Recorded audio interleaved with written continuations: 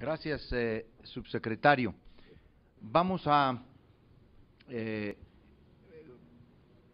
seguir, vamos a hacer una segunda ronda, quienes quieran hacerlo, quienes tengan alguna pregunta que formular para el subsecretario Rubén Fernández. No sé si en el mismo orden de participaciones, el grupo parlamentario del Partido Verde, el grupo parlamentario del PRD, el grupo parlamentario del PAN y luego del PRI. Adelante la diputada Lorena, el diputado Pablo Escudero Morales. Muchas gracias, presidente. Antes que nada, agradecer la presencia de nuestro amigo el subsecretario de Gobernación y bueno, sin duda alguna, pues lamentar que no se haya respetado el orden en estos foros de los ponentes, ¿no? Por lo menos yo me quedé con muchas ganas de escuchar al contraalmirante Gerardo Martínez, al general Ezequiel Hernández y al general Guillermo Almazán. Sin duda alguna creo que valía la pena que vinieron, y yo sí reiteraría, creo que vale la pena escuchar a la Secretaría de la Defensa. Por otro lado, subsecretario, yo quisiera hacerle dos preguntas muy concretas, ¿no? Hemos estado hablando un poco del fuero militar. Usted bien nos ha señalado en su presentación los preceptos constitucionales, nos ha hablado del 13, del 133 y de la iniciativa del presidente de la República que está en el Senado. Lamentablemente yo no la conozco. Pero hablando prácticamente, subsecretario, un militar que en funciones, habiéndose hecho esta declaración de afectación, comete un delito, ¿dónde tiene que ser juzgado? ¿En un tribunal civil o en uno militar? Concretamente eso.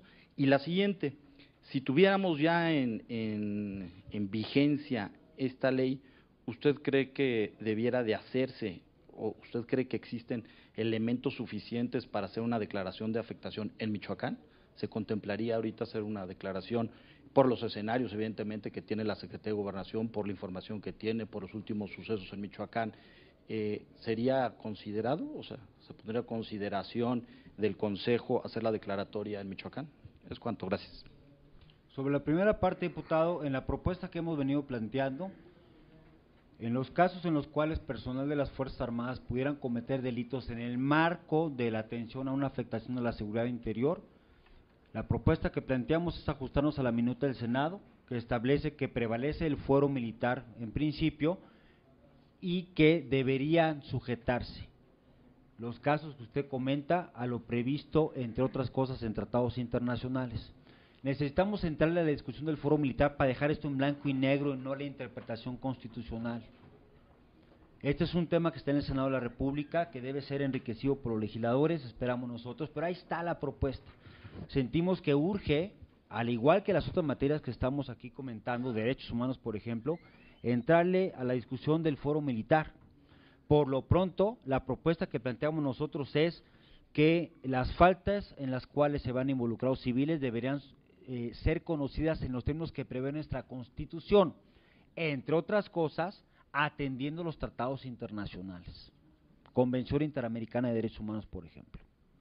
En segundo lugar, yo no puedo emitir un juicio, diputado, sobre el caso concreto de Michoacán, por dos razones. La primera, porque no tengo conocimiento, no es de mi competencia. La segunda, porque en tratándose de casos concretos, yo les ofrezco, si ustedes lo estiman conveniente, que en el seno de la comisión bicameral se pueda discutir ampliamente Michoacán y lo que suceda, y hacer un ejercicio, digamos, un símil, de qué pasa si traemos las características de Michoacán a la luz de la propuesta, a ver si habría materia para una declaratoria. Creo que eso se puede hacer con funcionarios competentes, ¿no?, en términos legales. En el seno de la comisión bicameral creo que se puede hacer ese ejercicio de simulación, vamos a decirlo así, pero me parece que por la naturaleza de las particularidades que creo que convendría que eso fuera pues atendido en esa comisión especializada. ¿Alguien más? ¿Alguien más del grupo parlamentario del PAN? La diputada Adriana Fuentes Cortés. Del PRD, perdón. Del PAN, Adriana Fuentes Cortés. Muy buenos días, subsecretario. Celebro su presencia el día de hoy, me es muy grata y en mi opinión muy personal, creo que su exposición ha sido clara, ha sido muy atinada, pero sin embargo quiero insistir en 3 puntos contenidos en esta propuesta y si es como lo dice aquí el diputado Corral, que nos están viendo millones de mexicanos, considero muy oportuno hacer la aclaración de estos temas que han sido motivo en reiteradas ocasiones de crítica y de cuestionamientos hacia la propuesta. Y primeramente quiero pedirle, más que preguntas, que amplíe y deje muy claro, porque yo he sido una de las principales defensoras de esta iniciativa, porque a mí sí me queda claro que más que nada pretendemos acotar las facultades que tiene el presidente y que pretendemos también de alguna manera la intervención que le corresponde a los gobiernos estatales, a los gobiernos municipales, que hasta el momento por la falta de capacidad han evadido esta responsabilidad y que ha sido necesaria la intervención de nuestras Fuerzas Armadas.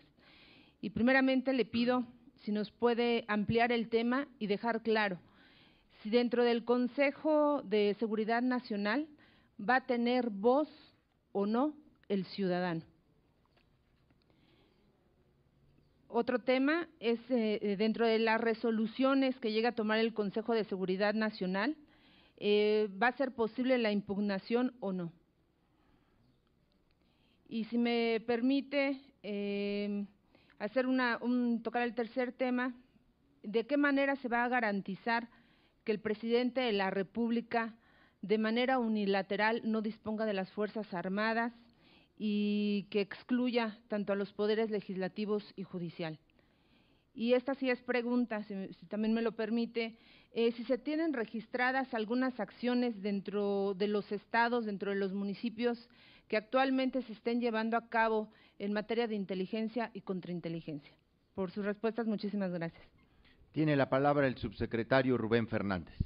Diputada, con el mejor de los ánimos, le propongo que su última pregunta no se la conteste por la naturaleza de los temas, que pueda ser en todo caso, si ustedes, señores, lo estiman pertinente, materia de una sesión de la Comisión Bicameral de Seguridad Nacional. Yo le diría, respecto a tres preguntas concretas, lo siguiente: ¿puede haber voz de los ciudadanos en el Consejo de Seguridad Nacional? En principio no, por la naturaleza de los temas. No quiero darle vueltas al asunto. En nuestra propuesta, no, por la naturaleza de los temas, por tratarse de una atribución constitucional exclusiva del presidente de la República en uno de los renglones más delicados de la estabilidad del país. Sin embargo, hay dos espacios en particular previstos en la propuesta, uno en particular previsto en la propuesta y otro que podemos desarrollar, en donde puede haber participación social mucho más activa. Uno es que el Consejo de Seguridad Nacional contempla la existencia de organismos auxiliares, comités de expertos y demás, en donde creo que no solamente pueden participar los ciudadanos, sino creo que deberían participar los ciudadanos. Es decir, hay mexicanos que por su especialización, por su experiencia, deberían ser llamados por la patria, digamos, a colaborar en asuntos de seguridad nacional. Hay un comité científico, por ejemplo, de expertos mexicanos, académicos, investigadores que deberían participar en los temas de seguridad nacional, asesorando al gobierno en estas materias. Hay pues espacios auxiliares, digamos, del Consejo de Seguridad Nacional en donde puede haber participación social. Otro espacio puede ser la propia Comisión Bicameral, que puede tener a su vez un consejo asesor o como ustedes determinen, apropiado, compatible con los fines de la seguridad nacional, que hay espacios de participación. Pero en el corazón, digamos, de la toma de decisiones y la evaluación de los riesgos, es una atribución que nosotros vemos exclusiva, mientras tengamos el marco constitucional vigente, del Ejecutivo Federal. En segundo lugar, diputada, le diría sí, en ninguna parte de la ley, de la propuesta que se ha discutido, ni en la minuta ni en el documento después de trabajo, se ha planteado que las decisiones del Consejo de Seguridad Nacional no sean impugnables. Aquí el tema es tomar en cuenta que las decisiones del Consejo Nacional, el Consejo de Seguridad Nacional no es un órgano sino deliberativo, no toma decisiones que afecten los derechos de nadie. Al final de cuentas, lo único que hace en la propuesta del Consejo de Seguridad Nacional es evaluar una solicitud, ponerla en manos del secretario de Gobernación, que elabora un proyecto que pone en manos, fíjese, al mismo tiempo, de los legisladores y del presidente, al mismo tiempo. ¿Podrá el presidente ejercer o no? Si ejerce, esa resolución, además de publicarse y comunicarse a los organismos de derechos humanos, es impugnable en los términos de la Constitución. pero incluso antes de que se ejerza o en forma paralela, los legisladores ya conocen de esto. Termino para comentar su última pregunta diciendo lo siguiente. Precisamente la propuesta completa, ya lo mencionaba de alguna manera el resto de legisladores que han intervenido, legislar en materia de seguridad nacional está orientado directamente, entre otras cosas, a garantizar el uso racional de esta atribución del Ejecutivo Federal. ¿Cómo le hacemos para garantizar que no habrá un uso unilateral de las Fuerzas Armadas? Bueno, en la Constitución hoy así está planteado. El presidente puede disponer de la Fuerza Armada permanente sin mayor restricción, digamos. La propuesta legislativa es precisamente acotar, meter a un proceso racional de toma de decisiones y de controles constitucionales al ejercicio de esta atribución. Nosotros aspiramos, como ustedes, creo que como todos, a que tengamos un régimen racional de toma de decisiones en el ejercicio de esta atribución, en lugar de un régimen suelto, discrecional, unilateral, totalmente como usted lo plantea.